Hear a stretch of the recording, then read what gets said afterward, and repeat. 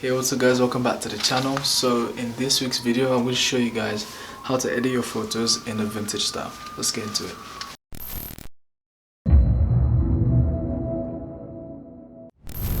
Alright guys, so this is the photo that we're working with today. I'm going to leave it linked in the description.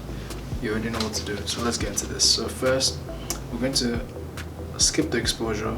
We're just going to go straight to the tone curve. Now you guys can pause the video here and copy this curve the way it is. I took the shadows way up, I took the blacks down to line up a bit with the shadows, I took the midtones up slightly to the right, and I brought the highlights down a bit. Okay, once you're done with this curve, don't worry, we're not working on the green, blue or red curves, we're just working on the regular one. So once you're done, just click done. Now for the contrast, we're going to move it down to +3. Okay, for the highlights, that's going to be -13.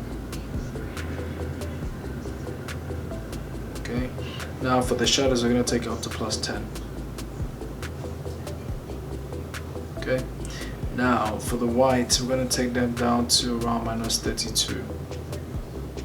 32, that's good. And the blacks are going to go down to -18.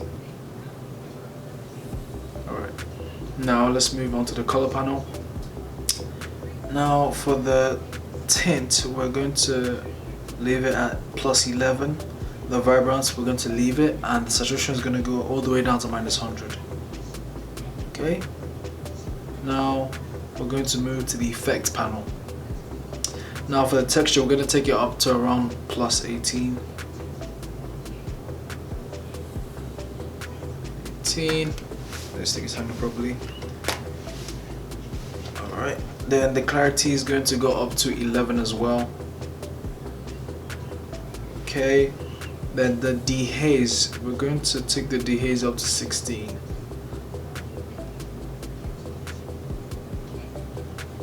Now if any of these functions are confusing you, I made a video explaining all the functions on Lightroom so you can really understand what we're doing here. So I'm going to leave that video linked up here and also in the description below. Alright, now let's move to the next page, details. Now for the details, the sharpening in particular, we're going to take it down to 0. Then we're going to go back to the effects page and work on the grain a bit. So for the grain, we're going to take it up to around -37. I'm going to leave the size and the roughness where it is, and we've come to the end of this edit, guys. So this is a vintage edit that you can post on other pictures, you can copy and paste on other pictures. The reason why I decided to make this a black and white vintage image is because I didn't like the way the color of her skin and the color of the sand kind of merge whenever I worked with the colors. So I prefer to just make it like this simple black and white timeless look. Now guys, don't forget to tag me on your Instagram pages whenever you use any of these techniques so I can see what you guys come up with. Guys, click on this video to learn about Lightroom. Before you do that, don't forget to leave a like down below. Don't forget to comment and subscribe, and I'll see you in this video.